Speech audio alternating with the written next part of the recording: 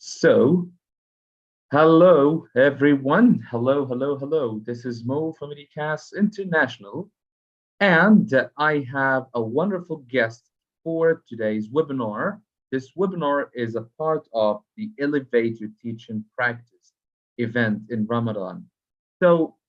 Today I'm joined by Dr. Ron Moraine from Germany. Hello, Dr. Ron. How are you doing? Hello, everyone, and welcome to another night of Ramadan Nights with Educast. Yeah, I'm coming to you today from Germany. Very beautiful day in Germany. Yeah, that's great. So, guys, Dr. Ron Moraine is the educational consultant at Educast International and Syntax Solutions in the Netherlands. And this drives us to go and welcome our second guest for today, Mark. Hello, Mark from the Netherlands. Hello, Mo. Hello, everyone. Good evening, everyone. This is Mark Myatt from Syntax Solutions, your teaching CPD specialist based here in the Netherlands. And we would like to give you a warm welcome to our webinar this evening, ESA versus PPD Methods in EFL Teaching. We warmly invite you to have a look at our website where you can find all sorts of useful teaching resources as well as teacher training workshops. Please have a look in the chat for our link. Mo, would you please be so kind as to introduce our guest speaker for this evening? Exactly. Yeah, but before introducing our guest for today's webinar, let me tell the people here a little bit about Educast International.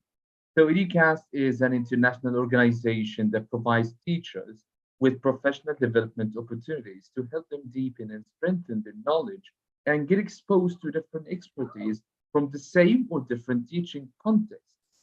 Our vision is to make education affordable and obtainable for people from all backgrounds. Our effort is to always bring forward the latest methodologies of teaching for every teacher.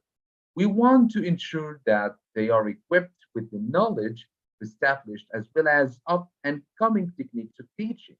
The goal is to make the educator proficient and globally viable. Guys, let me introduce today's guest to all of you from Luxford Training Academy, Mr. Karim Mahmoud, who is a teacher educator at Luxford Training Academy. He has about 12 years of experience. He is a TESOL, CELTA, and Delta qualified teacher. He also has postgraduate diploma in applied linguistics, and currently he is doing an MA in applied linguistics. Hello, Mr. Karim. How are you doing? Hello, Muhammad. Hello. Thank you for having me today. Great introduction. Thank you, and thank you for the invitation. It's my first time here with you guys in Educast. I was always monitoring and observing your great effort, over the past few months. Yes, it was a great conference I attended in February. So thank you. I wish I would be part of that conference, but unfortunately I had other commitments. So maybe next time. We always have great events just like this one, just like the conference. And of course, we're going to have many events this year as well, right, Dr. Wan? Yeah, and I'm not talking about online events. I'm also talking about on-site events in Cairo and Alexandria, right? And Dr. Ron Moraine would gladly come to Egypt to do workshops with Educast International. So, and of course, we would like to have you, Mr. Karim, with us in our upcoming events. Definitely. Yeah, okay, Mr. Karim, you are now a co-host. Whenever you are ready to share your screen, please do it. Yeah.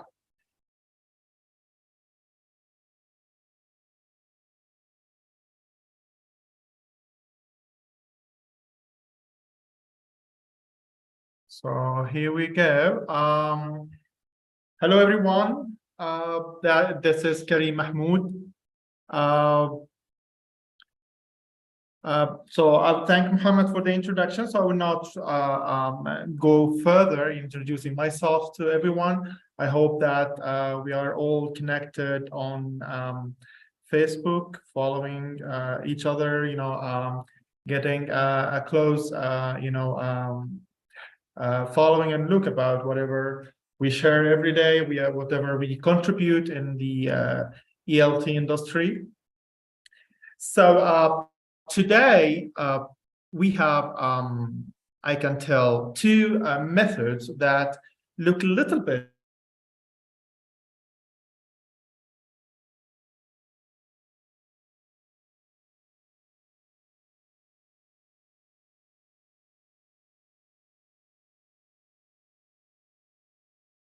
any of you, and of course you can use the chat box or raise a hand if you would like to participate. So what is a PPP framework? Any idea? What do we use it for?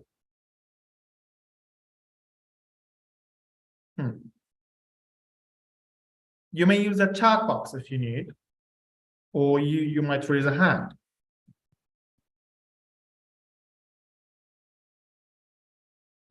Okay.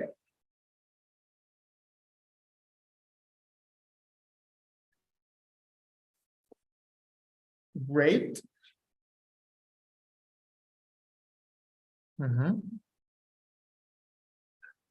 Okay. So is it skill or systems? So you declined your first answer. You said skills, then you followed by systems. So which one we go for? Systems or skills?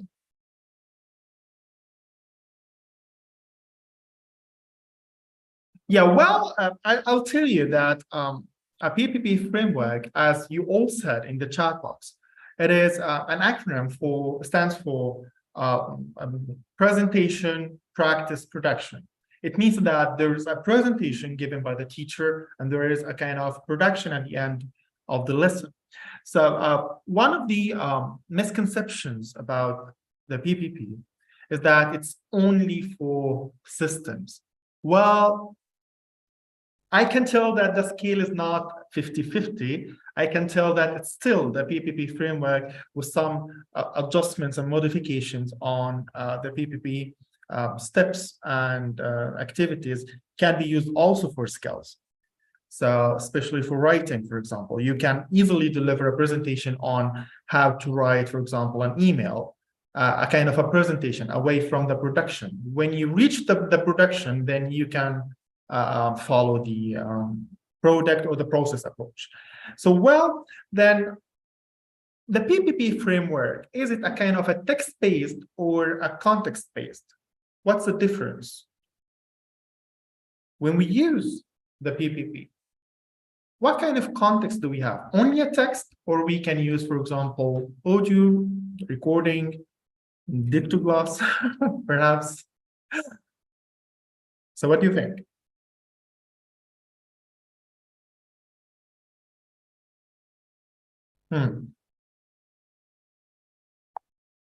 Good, Gada. Yes, it's a context-based. Why it is a context-based? Because we can use variety of material to set up the context. Could be a text we could analyze, could be an audio material, could be a teacher or himself or herself can do a kind of a context. For example, narrating a story or something, so that the context can be an entrance to students for becoming activities. Well, we tell that there's something called text-based approach. The text-based approach is something only linked to a text. So you work on the text. So the PPP framework, working with both a text and other audio, videos, any other material that can be used for setting up the context. Great contribution. So what do we use it for? As I told, mostly we use it for teaching systems, means vocabulary, pronunciation, grammar, syntax, of course, since we have our host today, syntax. So syntax, and of course, discourse. So discourse is a spoken discourse or written discourse. However, still with a little bit of the adjustment on the PPP, we can use it for skills as well. But it's not a common thing. but still you can use it for skills. So through to the point, we have here, you can tell an activity or a beginning,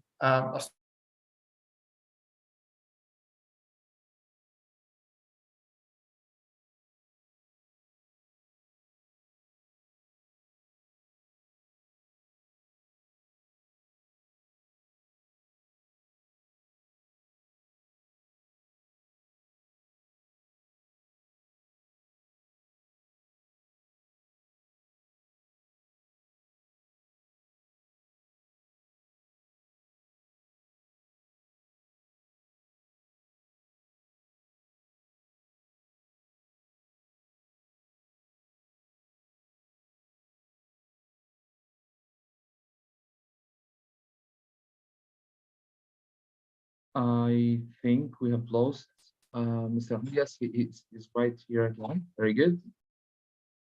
Yeah, you are muted. Could you please unmute yourself again? yes, sorry, I'm here. I don't know why you kicked me out. No, I never did this. I never did this. Okay, you can, yeah. Yeah, okay. So guys, I'll give you 3 minutes. So read that quickly so that we can have a mutual ground for discussion. So I'll give you 3 minutes.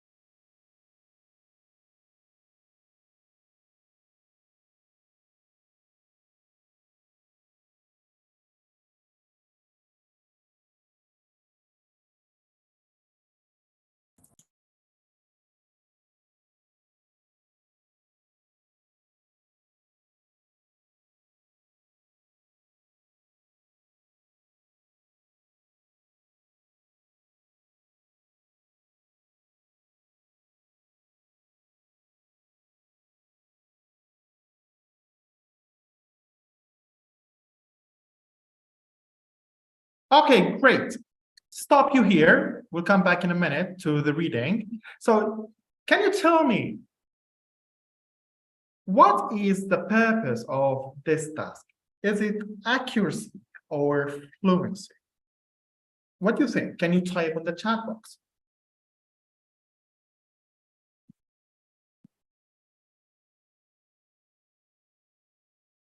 Hmm?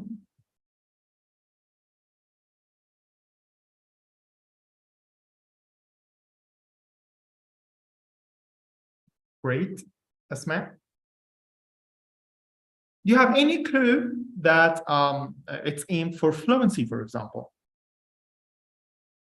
Do we have any communicative activity here? Did students, work together for discussion or anything? Yes, correct, later. But in this particular situation, we don't have any clue for productivity here. Still, we did not move to the production stage. So I will take your first half of the answer. Yes, it is correct, accuracy.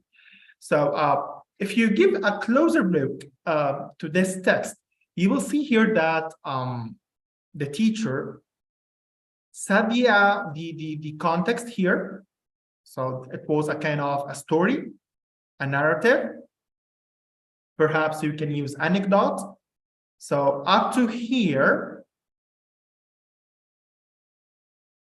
was the context. And then the teacher started to do a lot of elicitation to introduce the new or the target language. So the teacher moved from after the lead-in, for example, to the context, to the presentation directly. The way they have done that inductively or deductively. What do you think? I mean, direct teaching, direct input, or indirect input? What do you think?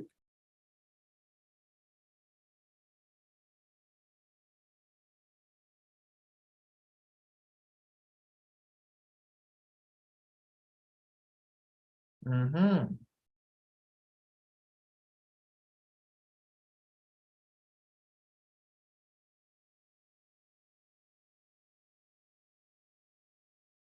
Okay.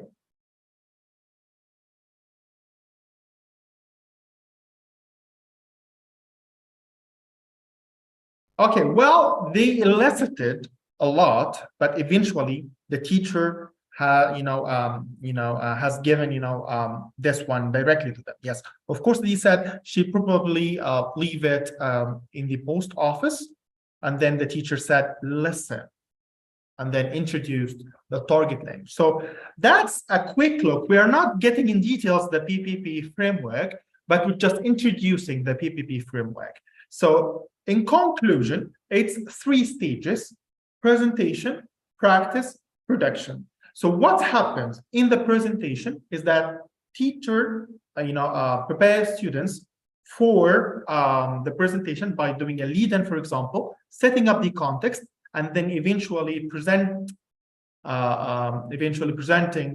the target language and working on that as stated here. So here, the aim of the task is not fluency. It's not fluency here. It is accuracy. We don't know later on in the productive stage, will the activities prepared by the teacher will be for example, fluency or accuracy? We don't know. Maybe, for example, this sequence can be followed by a controlled practice, for example. And then in the controlled practice could be written activity or writing. Then it could be, for example, MCQs, could be filling gaps. That could be for accuracy. So the thing is, the point here is that I would like you to resort the stages the teacher followed here. Why is that? Because after we do this arrangement, we're going to compare whatever you concluded from the stages of the lesson to a new method, which we call it ESA. So that's the point. So the point is to recap, to activate your schema about what is the PPP framework, what are the stages of the lesson, and then eventually we'll take these data to compare with a new method that you may not be familiar with. So let me give you just a minute, read it so quickly, try to sort these stages with letters. For example, you tell me D, B, C, R, A, something like that. So use the chat box. I will give you a minute to provide an answer. So how many minutes? 1 minute.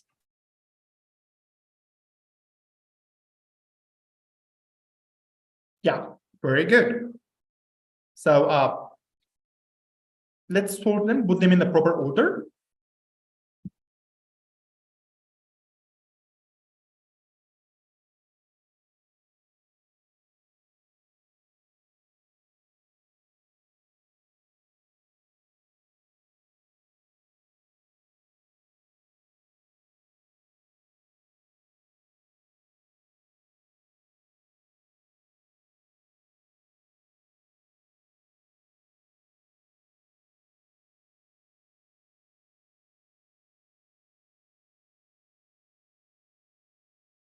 So will we get different answers? So mostly when I present this task to my trainees, I always get different answers. So surprise me here. Let's see how many different answers can we get.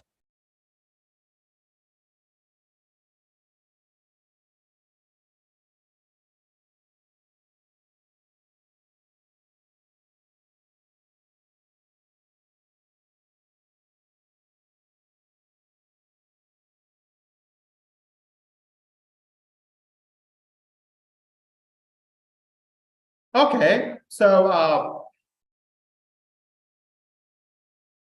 if you don't remember what is the text or the story, I would remind you that the teacher started by telling a narrative, telling a story about a lady that she visited a lot of places, and eventually she could not pay for the newspaper because she did not find the wallet.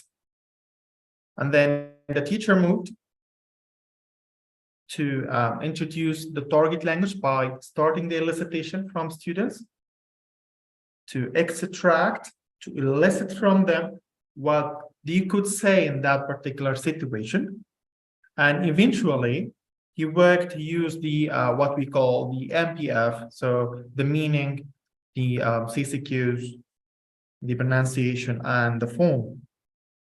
So eventually, some sort of order of these activities, of these stages, can be like that. So we can, thank you, Rada. So scene number 3 is not in the proper order. So look at these stages in that particular order. So eventually he told an anecdote. It's not a personal anecdote, but he told something. It's a sort of narrative. Then what he did, he asked about the wallet, then elicited the target language, then use the model, then can give a kind of controlled practice, filling gaps or something, and then eventually till the fair practice. So that is the way a PPP lesson should be. You start by a lead-in, then the presentation, the practice, the production. So how that could be different from what we call ESA? So what do you think? What is an ESA method? Have you ever come across this name? ESA, engage, study, activate. So what do you think? Do you know anything about ESA? Who's the first person to speak about ESA?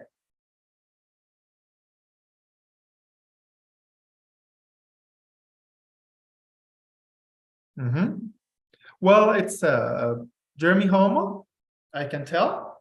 So ESA, if you remember now, the PPP started by presentation, lead-in, presentation, then practice, then production. So the teacher presented something, then students, they practiced that, and then eventually come up with the production, which they could use the target language. The ESA is a new method. I would not say it's a recent method, but it's not familiar, I think, for most of the teachers in Egypt, for example. So ESA, it's engage, study, and activate. What do I mean by engage, study, and activate? This method is designed only for a single purpose, is to enhance and reinforce communicative or communicative activity or communicative skills for students. So we use the ESA when we aim mostly at fluency. So if you remember, in the PPP, we said that the aim at accuracy at the first place. He cared more about No, it's not. When they said she is probably lost it somewhere, no. He said, no, no, no, no. She must have left it. She must have left it. So the teacher cared more about accuracy rather than fluency. And even in the sequence of the lesson, we could see that there was a kind of a controlled practice that aims at accuracy. But here with ESA, engaging or engage, study, and activate, this particular method is quite the opposite. It aims at fluency. So how come? How come? From where this ESA come from? ESA is a mix. It's not a new method. We cannot tell it's a full approach. It doesn't have that much of theoretical background, but it's a kind of a mix between TTT, PPP, text-based approach. What do I mean by that? In teaching systems, in teaching, for example, grammar, in teaching vocabulary, pronunciation, discourse, we normally use mostly the most famous, you can say, framework, TTT, which is test, teach, test, PPP, presentation, practice, production, or text-based approach, where you have the text and you work on the text using, for example, plenty of methods, plenty of approaches, guided discovery, self-guided discovery, task-based learning, and several things you can do. So the ESA is a mix of all of that. So how come? Let's see this, give this a close look. If you have a lesson that seems to be long, you have really long one, and it's really challenging for students, what would you do? Let's say you open the course book, you found a lesson one, it really seems challenging to students. So what would you do? Can it fit for one class, or you might need some more classes? So what do you think?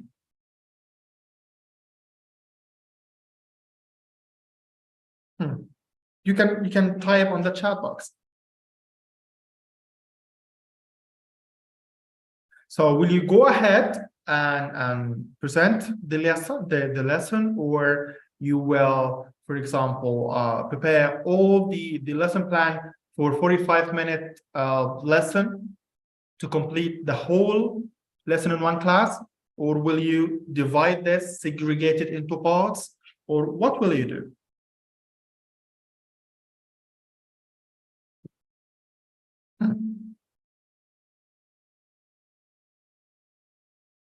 Okay, Radha. So it means that you will segregate this. Okay, so that's the point. That's the point here. When you have a kid, your son, your daughter, and even this with young learners, they don't stay still, you know, they love to move a lot. And then just imagine you have a meal and this kid should finish the meal. So what happens is that you give a piece, like a little bit of a spoon here, some fork there, you know, you start to give, you know, in chunks, little bit, you know, step by step or piece by piece, and till eventually they complete the meal. The same thing we do here with ESA. When you have a lesson that seems to be challenging and you need your aims, your objectives needs to be communicative, for example, or you're aiming at enhancing, reinforcing the fluency of your students, then you follow the ESA. So how? Let's take a closer look. Engage. What do I mean by engage? In this particular, if you remember, I told you that the ESA is a mix of TTT, PPP, and even text-based approach. So it's a mix. So that's the first version. That's the first version of ESA. ESA, when it goes equal to PPP. If you remember, we said that the PPP mostly aims at accuracy. not fluency, but here the ESA is designed to fit communicative tasks. So it fits the fluency purposes. So for example, I can start, you can consider that this engage, you can consider that to be the lead-in and the context, let's say. So in the engage, you can tell that students and teacher, for example, they look at the picture and then you start to elicit, okay, what do you think? What is that? What is used for? And all that. You do the lead-in, you set up the context. Then at this particular time, you're giving students the chance to speak more than you do. It's not teacher-fronted activity, it's a student-centered activity. So you give students the chance to express themselves, to generate ideas. You're only a facilitator, so you give them really plenty of time to speak and express themselves. Yes, the communicative approach, but which will you use the whole approach, Radwa? You will use methods that supports the communicative approach. Then what should I do after that? What I should do is the study stage. The study stage, which means I present something. I present the target language to students inductively, of course, not deductively. So you start to use plenty of things. You could use the guided discovery techniques or any other techniques that you feel comfortable with. And then eventually you give them activities that they could use and generate the ideas that they used in the beginning, plus the target language you presented to them in this activity. So in that particular part, the ESA is equal in the structure only, to the PPP, because it's engage, study, and activate. And the PPP, we have presentation, practice, production. So 3 stages, again, is 3 stages. But the only difference here is that the PPP aims at accuracy, but the ESA aims at fluency.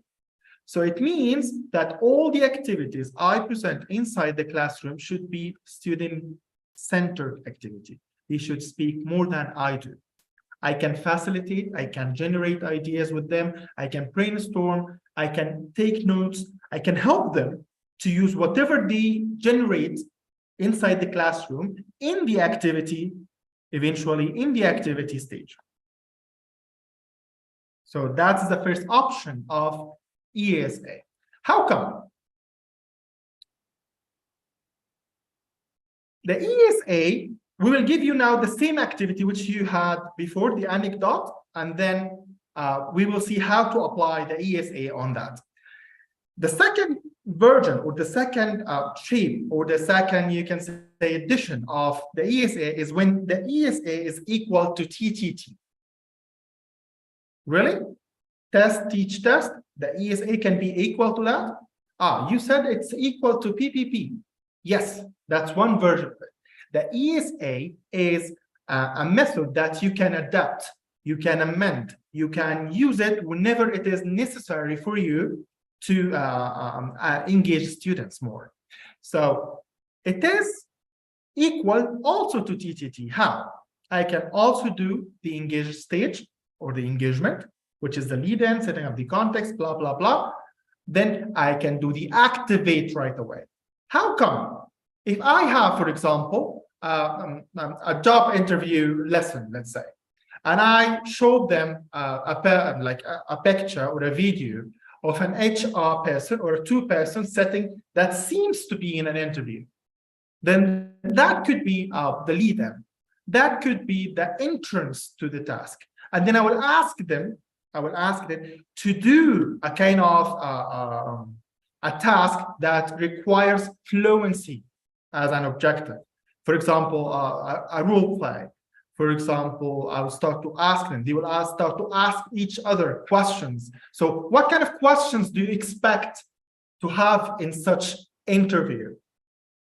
Perhaps the salary, perhaps the qualification, perhaps blah, blah, blah, blah, blah. Okay, guys. So, okay, you two. So can you work together and try to ask. So you are the interviewer and you are the interviewee. So can you ask questions to each other and let's see how things will go.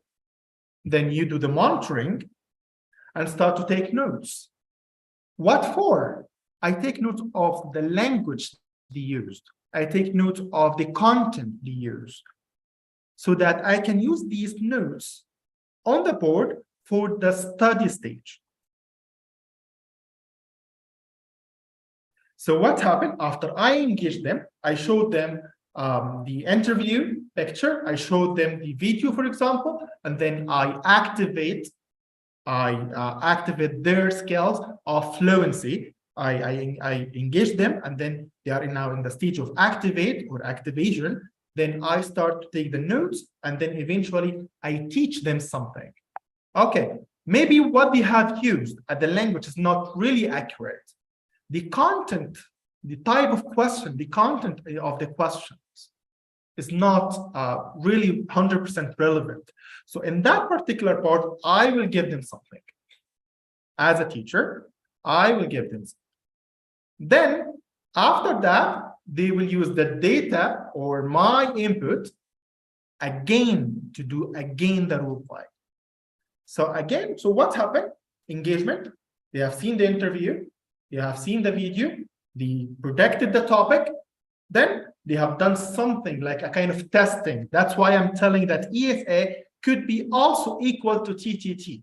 So test, now I'm testing. In this activate stage, I'm testing their knowledge. I'm testing their knowledge. But for what purpose? Is it for accuracy or fluency? It is for fluency. I need to know what they can or what they have in their mind and how they use it, how fluent they are. Is there a problem of vocabulary, for example? Did they use proper structure? Were the statements they have used were in the proper order? So you take the notes. So they do the activity, they practice fluency. Please don't interrupt. Don't interrupt. Just listen and take notes. And then after that, you take these notes on the board, work on them, elicit more, give them some extra input from your side, and then ask them again to do the role play. So that's what we call it ESA when it is equal to TTT. So test, teach, test, engage, activate, study, activate. Yes, it is true that it's called ESA, but these letters can be changed. So we can tell in this particular situation that it is EASA. So that is the stage. Engage, activate, study, activate.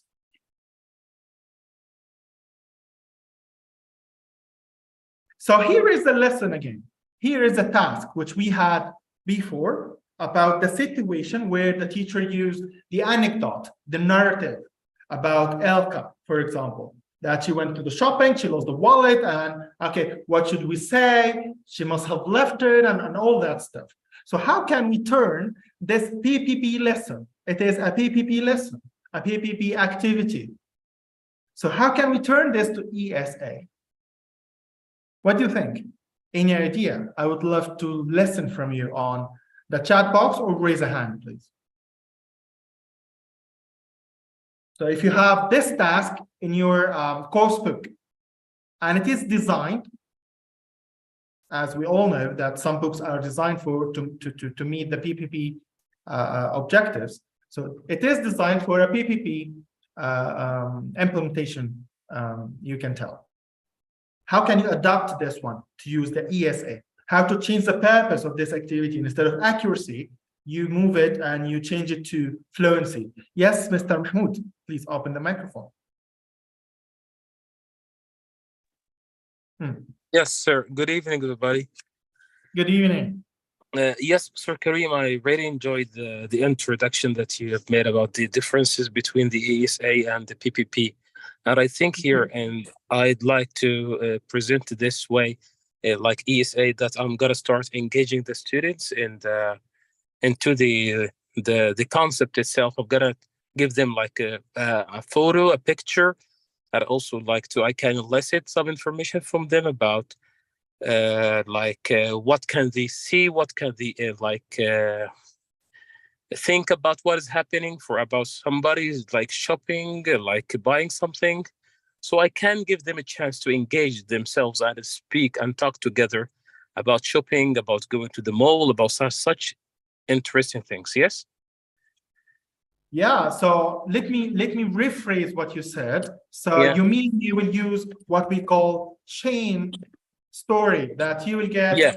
pictures of the Yes. same incident as if the story, it is summarized in pictures, and you will Yes. ask them to tell the story. Yes. Yes. Yes. That's what I meant. Okay, Yes. so that's what we call it, chain Chain story. story. That's a very good option. Very good Yes. option. Thank you, Mr. Mahmoud. Thank you, Mr. Karim. Thank you. So any other idea? What should we do in the second part? This one. So here, let's say from here to here. What can we do? Any idea? Well, I like what I forgot its name that just spoke. I like what he said because I think it's very important to not put words into students' heads and the teacher to find out what they already know. And using a picture where there's a situation is very, very good because it's very cognitive. And the teacher will know what vocabulary they know and what grammar they know. But getting to the next step, the next step is actually, for me, would be create a problem. And is there a problem? And what would be the solution? And walk them through it step by step so that they can still collaborate with one another, because it should be collaboration all along the way. It shouldn't be the teacher just leads the learning process, and manages it, but the students need to speak with each other. They will learn vocabulary from each other. So I think, as someone just said, a picture where there's a situation, maybe there's a problem. What is the problem? What would be the solution? Because you're getting into, a simple form of problem-based learning and storytelling. And those are skills that students need to learn.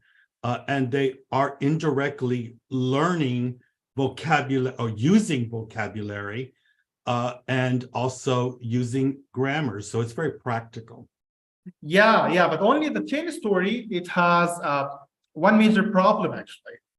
I should tell that it really doesn't fit lower levels, because if you need to create like a long story, it will be a little bit challenging for lower levels. I'm not saying lower ages, but I'm saying lower levels. Even if that is true. That is true. But what's wrong with telling the story in their mother language first? Because understandability is the most important thing. If they don't understand it in their mother language, how would they create language in the target language? So you got to check to see what they know in their mother language, which I am a true believer that translanguaging is an important skill. I mean, I speak 4 languages, and I think it's important that they do use their mother language at lower levels. Now, after B1, no, that's not possible. I don't allow that, just a little bit. But at lower levels, they should be able to translanguage, because it's about their mother language is their home base. And, now instead of the mother language or the mother tongue, why don't we use the mother culture, for example? Well, so let's say that's what I mean. Let's say, our mother culture is our mother language. Yeah. How could no? you separate? Instead, I can speak still. For example, I can speak still in English, for example. Well, you're the teacher. Not in Arabic, for example, but still in English. But I adjust and I adapt the story to fit the culture. So let's say the picture should fit the culture. Yeah, the picture. Yeah, and instead of saying this is Elka, she went shopping, for example, in Madrid. For example, this Hassan, she went to school yesterday, here near in our neighborhood. And during that time, her mother, dropped her to the main door, and eventually she forgot the wallet seems in the car. So what happened is, and I can tell the story, that for example, the headmaster called the mother, she came back and all that. So I'm just giving them a story, which is a great choice. I'm giving them a story that fits their schema, that the processing in their mind, they cannot, still, if I'm giving them a very difficult story to understand or a situation they cannot imagine, it will be difficult for them to process or to at least realize what is required in this particular situation. If they're not familiar with the situation itself, they cannot respond. They cannot respond in a proper way. Well, you know, it's about images and using images to teach. Yeah. And you know, if I show somebody a picture of two British people walking down by a Big Ben, and are images that are very foreign to them, they're not characters that they recognize, they can relate to. So relatability is also important to understandability, and that's. It is a maxim. It is a maxim of this course, Ron. You remember? So the course, when you tell something, there's a maxim of relativity, relevance. Everything should be relevant. Otherwise, it doesn't make sense. Of course, I mean, I'm an American, and you know, I was brought up with, you know, nothing but books telling stories of white Americans, and you know I'm American, but there was never anything about Muhammad or Mahmoud or Fatma. There was nothing like that in my books. Everybody had blonde hair with blue eyes, and I don't have blonde hair and blue eyes. Yeah, yes. That's what we call it in literature, the idea of self and other. So, so here is a suggestion. For example, if you still, instead of using, for example, the chain story, which is a great solution, for example, alternatively, if you don't need to come up with a new ideas or a new story, or you use a new material, at least you can amend on the sequence of the lesson. So you have the situation here, you have the story. So after the story ends, which we tell this one is the engaging stage. So here is the engaging stage, the story. I lead in, I create the lead in, I set up the context, either by an anecdote, by story, by chain story, by picture, by anything. Then after that, I activate. What should I do in activate? I can ask students to use Raleigh-Robin. If you're familiar with Kagan structure, so or Kagan strategies, you can tell that Raleigh-Robin, it means that two persons together doing turn taking. Not only one person talking and the other one is listening, but both of them, they are doing turn taking. So they discuss what did she leave. Where did she leave the wallet? It's not what, it's where. Okay, so this one is where. So where did she leave the wallet? Where? So they will justify, she left it in this shop or in that shop. Why? Because she purchased or she got this magazine from there, and so on. So they activate, they communicate together. So Raleigh-Robin, it means turn taking. Me and Ron, for example, we are engaged together. So I speak, he responds. So I listen, to him while speaking, then I interrupt, and then I respond. Maybe I argue, I fight, I defend my stance, and that stuff. So from that, language will emerge. So as a teacher, I do the monitoring, I take notes, and take notes of all the language that might come, structure, grammar, vocabulary, anything. And then you do after that the study. What is the study? What is the target language you need to teach? Is must have left. So must have left. So you need to teach them. So that comes to the study.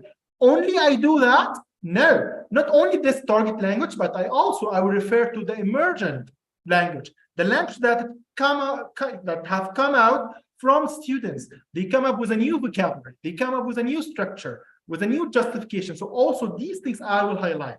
So I activate, I do the study, and then eventually they do again the task. So I do the study. This one is the study. I can teach them in that way using the MPF. Fine. So meaning CCQs, then or meaning drilling CCQs, and then you do the form, you do the pronunciation again, you do drilling, forward chaining, back chaining, all that stuff of the drilling, you know, you do it, and then they do again, they activate, they do the role play again. So you get the same exact two persons. Don't change the people. So he had a chance to meet, to discuss this topic with his friend. So you keep the same groups so that they have the same ideas. And then later on, you start to assess, have they learned anything? Did they use the target language? Is there anything, any language, any piece of vocabulary, or any piece of grammar has emerged again? And that stuff. So by that way, you can turn a PPP designed activity into ESA, engage, activate, study, activate, the same way as TTT, but aiming at fluency. So engage, you brainstorm with them, take random sample of their ideas, you activate, mean the form group, you form you do the rally robin, round robin, you do the study, you teach them, you give them something, you give them feedback on the content, language, because you're taking notes, and you will give them the feedback on the content. Yes, it is right. That's good. You have mentioned that point. Okay, you should have mentioned that point and that stuff. And then you do again the activate. The activate, it means they will do again the task, exactly the same task, same conditions, same everything, same members, but with one difference is that they have again the new target language which they have learned from you or emerged during the discussion with their friends. So that's the full explanation. I can tell that the engagement is, the purpose of engagement is to lead students to the topic, is to activate students' schema. For example, Mahmoud, when he said, I will do the chain story, I will just get a lot of pictures of sequence events, and I will ask them, for example, to predict or to tell the story, tell their version of the story. So that by that way, you're activating their schema. What do I mean by schema? I activate their background knowledge. They have something in their mind that looks similar to this situation. Then they will tell you the story from their point of view. So I'm engaging them. All that I'm aiming at fluency. I don't interrupt. I'm not correcting them, not correcting their slaps, their errors. I'm not doing anything. I'm just taking notes. I'm just leaving them with the fluency activity. Then I can do either activate if I'm following the TTT edition, or if I'm following the PPP, I will do the study. So the study is that when I start to highlight the target language, I need them to use a particular piece of language, particular piece of grammar, vocabulary. So I will start to teach them. I will start to highlight that the language they have come with, during their discussion, I heard a certain expression. Okay, very good. Why don't I, explain to everyone? Perhaps one of the students, he used a language that looks a little bit higher in the level of proficiency from his partner. So his partner did not understand. So I will take this in mind, and then I will highlight on the board after they finish the activity. And then eventually you do the activate, which is you do again the activity with the same conditions, the same settings, everything, but with the new target language. Eventually I give them the feedback, and this feedback is really important.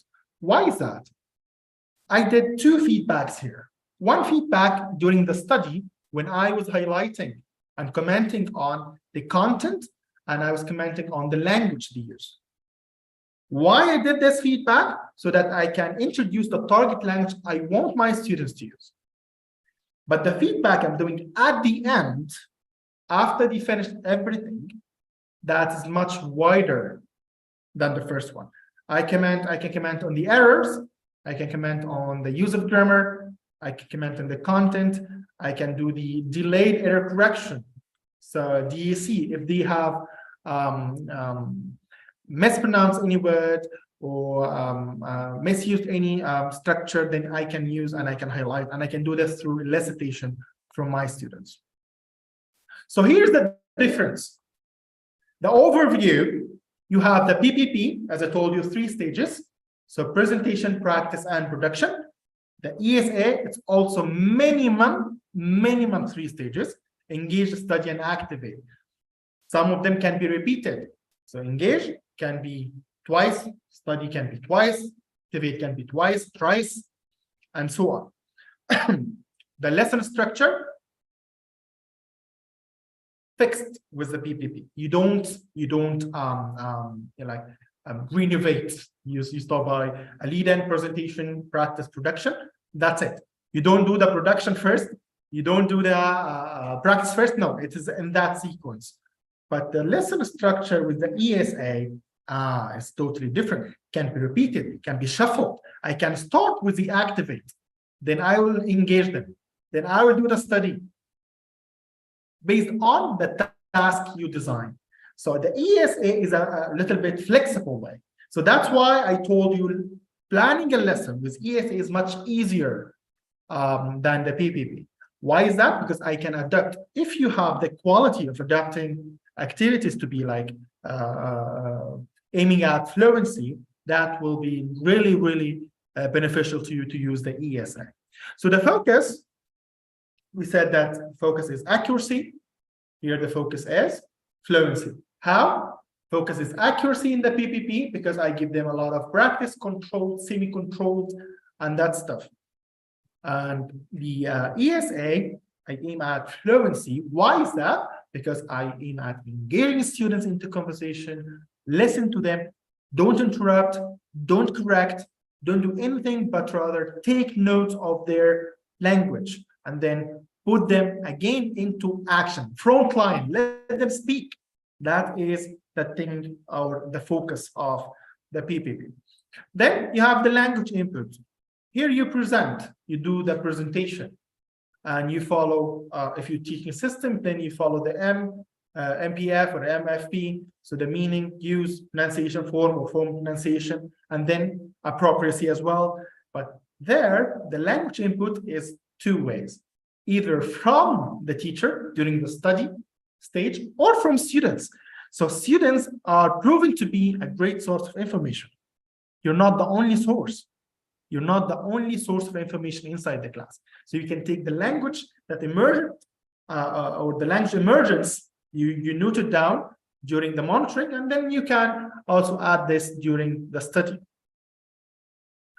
Then the activities. The activities, you have types of controlled, semi-controlled, could be freer in the PPP, but in ESA, the activity, regardless it is controlled, regardless it is semi-controlled, it must be communicative.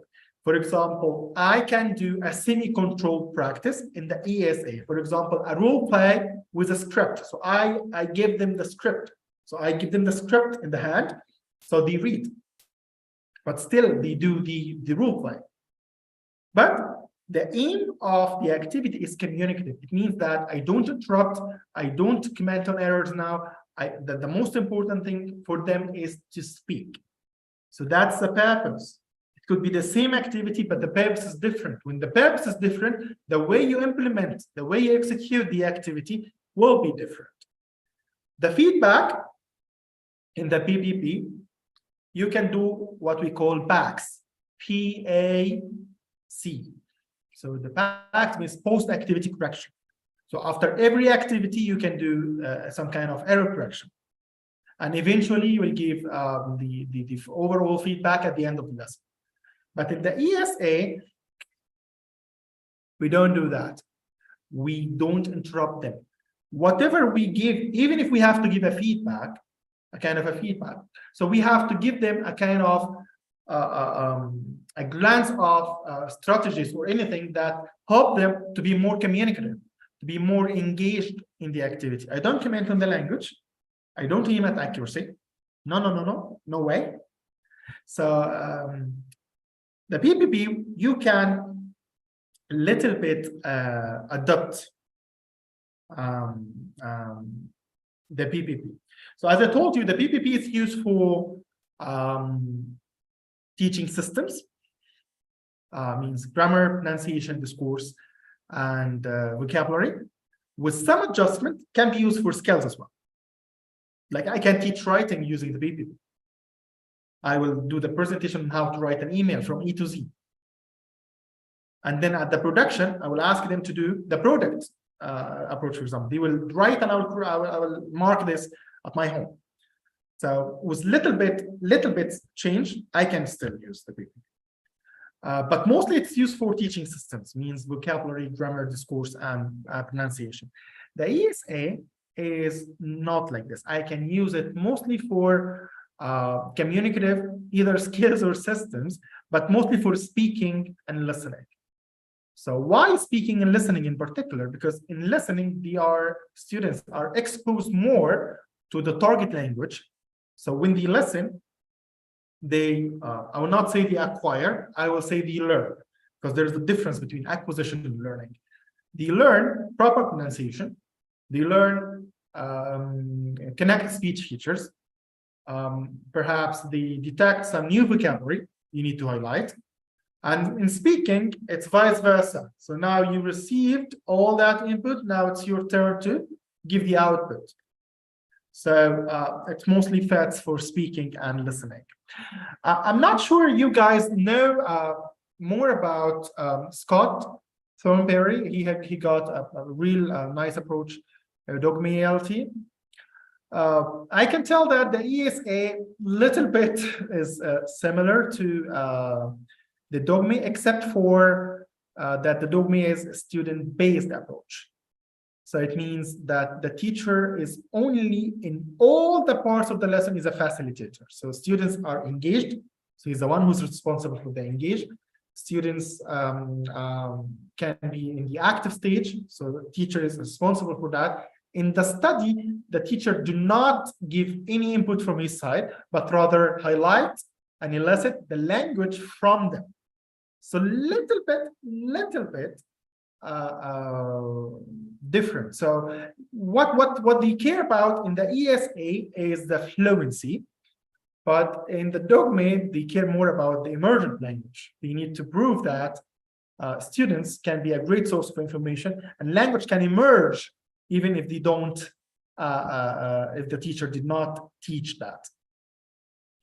So things you need to consider in applying the ESA. In the engage part or the engagement stage, so be careful with your pace. So you need to have in mind a certain speed for your lesson. You don't spend that much in the engage. Yes, I know it's only for fluency, so I can't take much time in the engage. No, please. We care more about the activate. So yes, spend some decent time, but don't take that much. I have seen teachers, they do icebreakers, one activity, followed by a warmer, one activity, followed by a lead-in. Can you imagine? 3 activities only at the beginning of the lesson. For what? You can do warmer and lead-in together. If it is not the first time to meet, for example, I'm meeting Ron for the first time, I could do an icebreaker. But if I'm not meeting Ron for the first time, and we will always meet, it's, you know, my students, I always meet them. So I don't do the icebreaker. I can do the warmer and lead-in in one activity. The activity could be funny and also to the point, leading students to the lesson. So this can be in one activity, warmer and lead-in together. So I care more about the activity, the activate stage. So in the study, I have to be careful about something. In the study, to keep students more engaging or more engaged, and to keep your students in the fluency mode, you can tell, they speak that much. So you have to pay attention to the inductive approach. Whatever you're going to teach to students, you teach this inductively. You don't give direct inputs. you try to listen from students.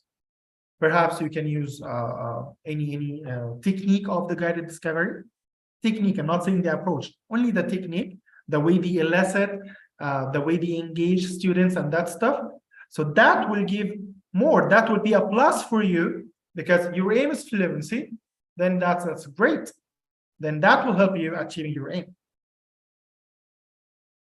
And eventually they activate. Inside the activate, whatever is the place of the activate.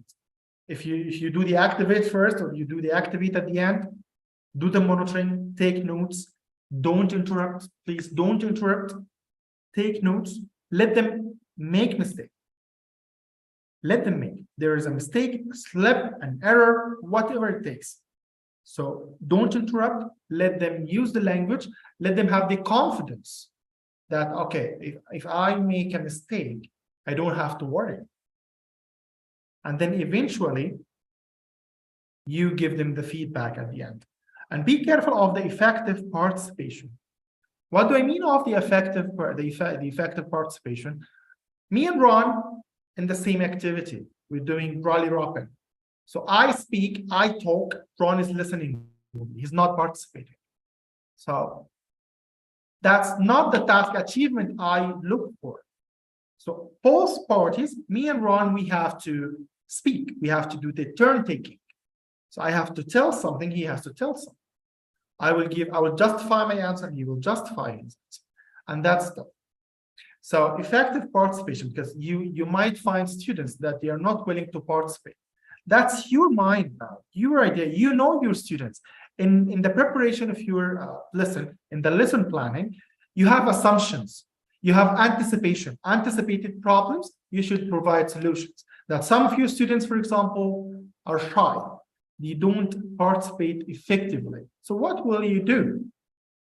So in the grouping, you might put them in a person that's not speaking that fast, for example.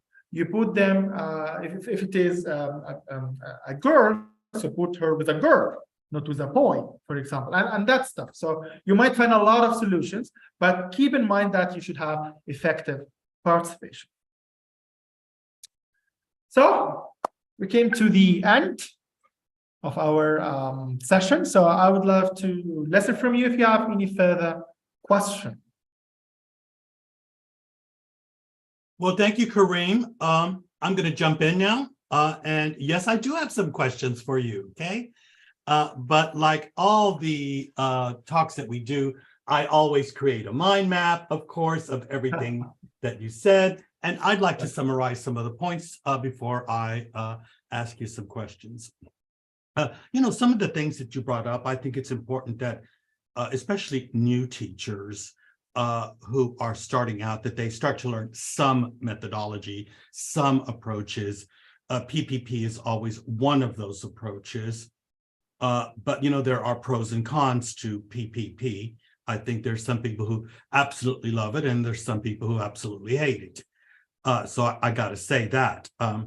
And another thing that you talked about, which I thought was very interesting, is that we do have to, no matter what method or approach we're using, pay attention, listen to our speakers, because we need to allow for emergent language.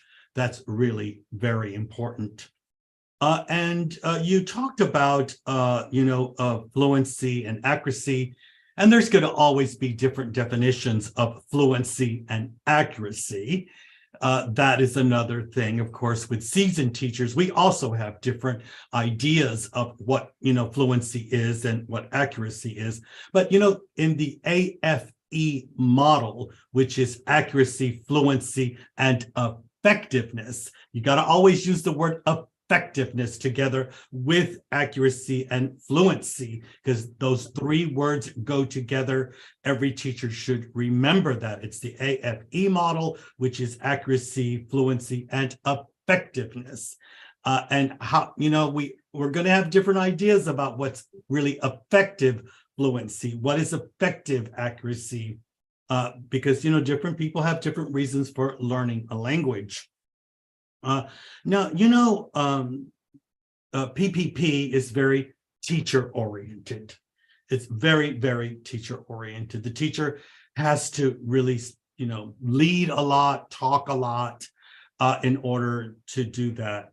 So this is where my first question comes to you is, because a lot of the teachers who use PPP probably are using a course book, probably are doing exam-oriented learning, and which means that there's a lot of predetermined language targets and predetermined grammar, predetermined vocabulary.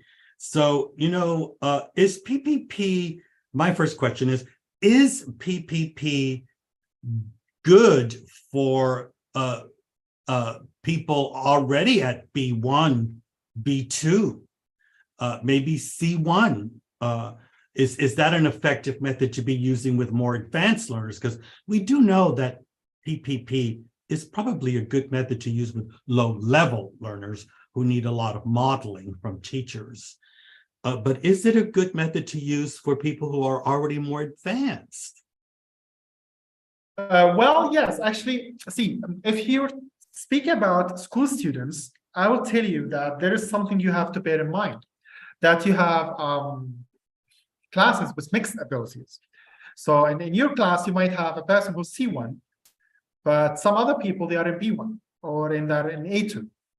So you don't normally get a class which is full of C1 in schools, unless you do some other courses. Yeah, that's differentiated learning. And so that's why, yes, so you have to keep in mind this. You have to Mm-hmm. keep in mind this. So PPP can be adopted a little bit to meet the requirement of higher level and lower level. But eventually, you have to focus on the type of students you have. For example, if I have the majority of my students, they are in B1, then I will amend my or adapt my lesson, the activity, to meet this level. The PPP is okay as a stages. As stages, it's fine with any level. However, what can suit C1 cannot suit B1. So I have to amend my activities. It's not about the stages of the lesson. It's not about that I deliver a presentation. Yes, I can deliver a presentation inductively, for example. I can deliver a presentation using the guided discovery technique, for example. But the thing is that I can take a lot of inputs from those who are having higher levels. But the thing is that in the application, now I cannot depend on controlled practice, for example, for C1 level. Yeah, what should I give them? I will give them MCQs? No, those people, they need more communicative tasks. Maybe I can do the controlled practice, but in another way. It will be in writing, for example. That task that spend more time in doing that. And then another thing, I can put those people, I don't want to have groups, different groups in the classroom, but it's not fair to work with students or a class with mixed abilities and put a person who's in C1 in a group of A2.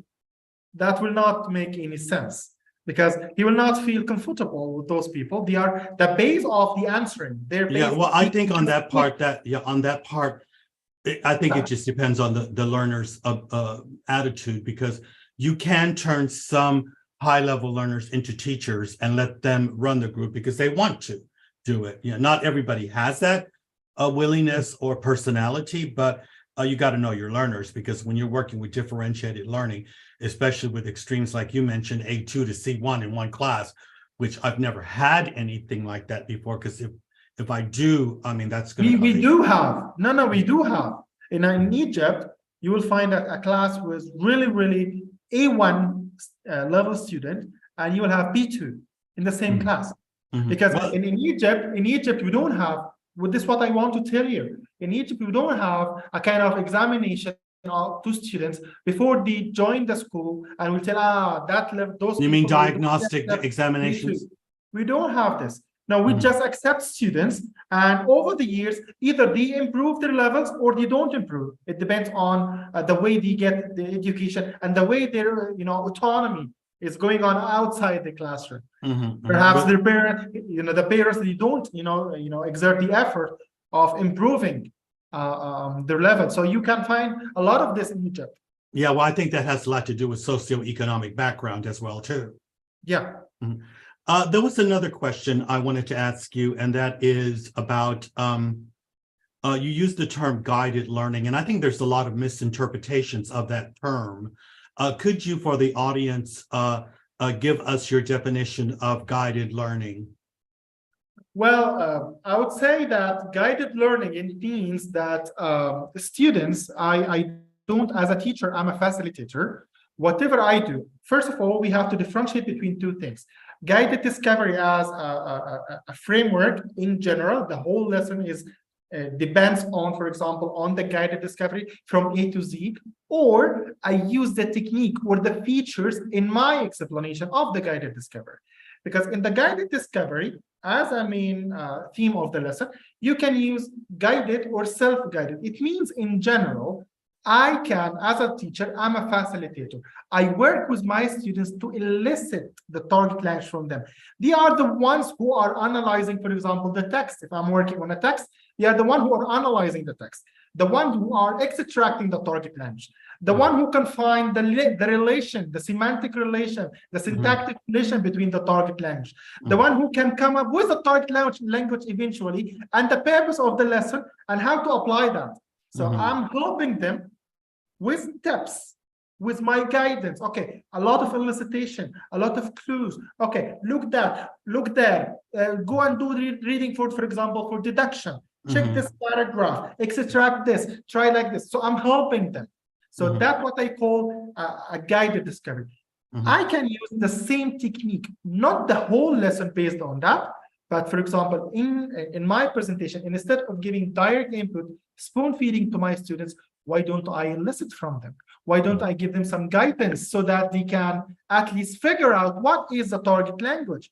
How can they deal with the target language? I can provide help. I do the help. I do the tips. I do the material, for example. I prepare flashcard for them, has the instructions, has the guidance, has a lot of things. But I can still use this technique as a technique, not as the main theme of the lesson. It can be integrated with my teaching.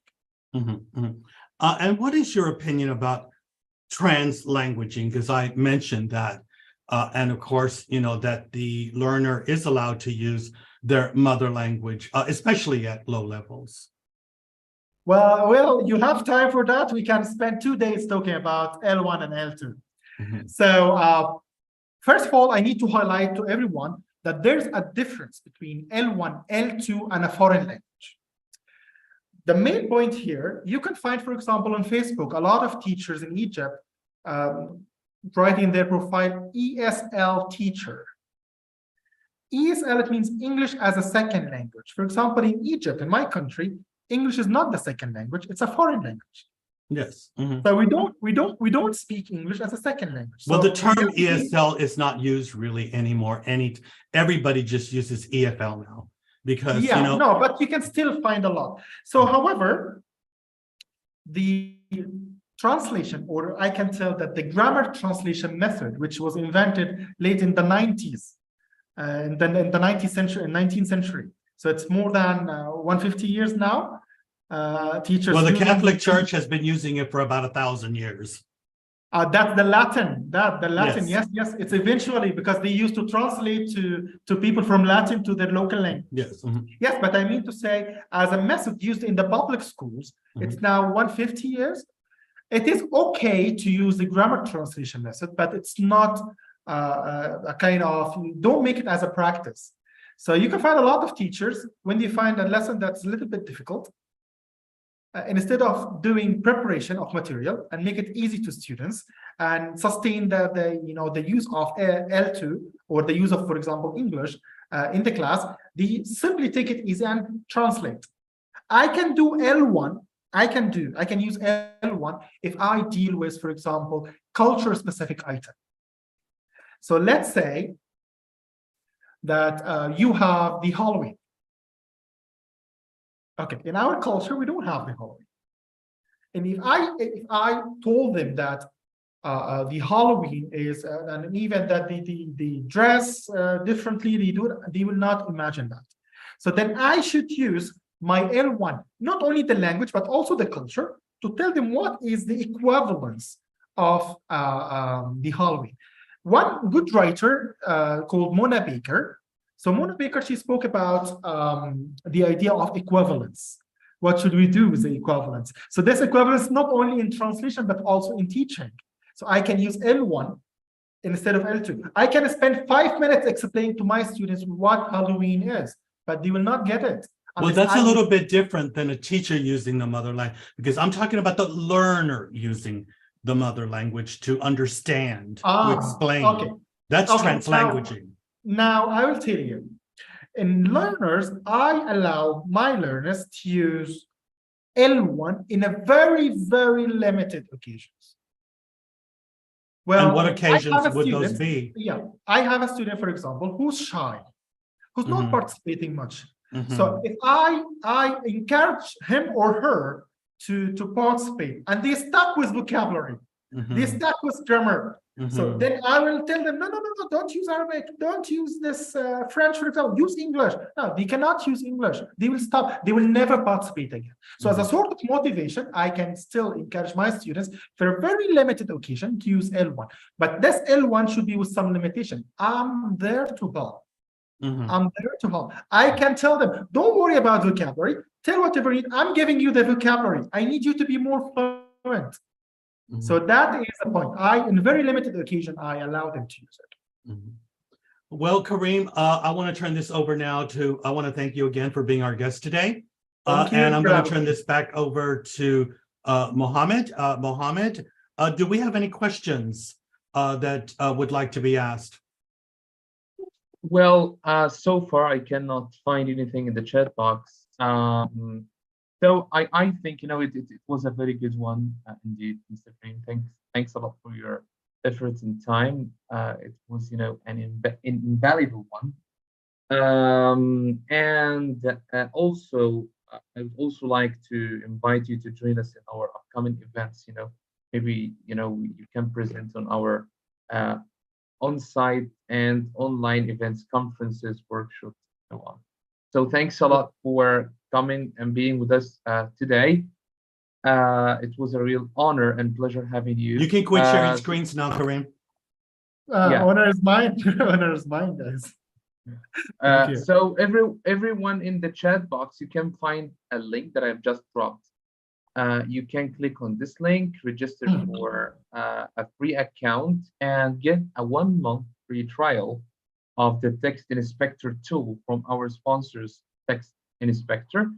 It's a really wonderful tool. It's something similar to Grammarly, the text check-in tools, you know what I mean? But it's more advanced. It helps linguists, helps teachers, teacher educators, language learners. So you will all enjoy it a lot. So everyone, thanks for attending with us today. And we're looking forward to seeing you again tomorrow at the same time at 9:30 p.m. We will have Mahmoud Nishawi, the Englisher, with us tomorrow. He will be talking about teacherpreneurship. Yeah, that's right. Okay, thanks again, everyone. Yeah, and we're looking forward to seeing tomorrow. Seeing you. Okay, thank you. Good night, everyone. Thank you. Thank you for having me. Thank you. Bye-bye. Bye. Bye.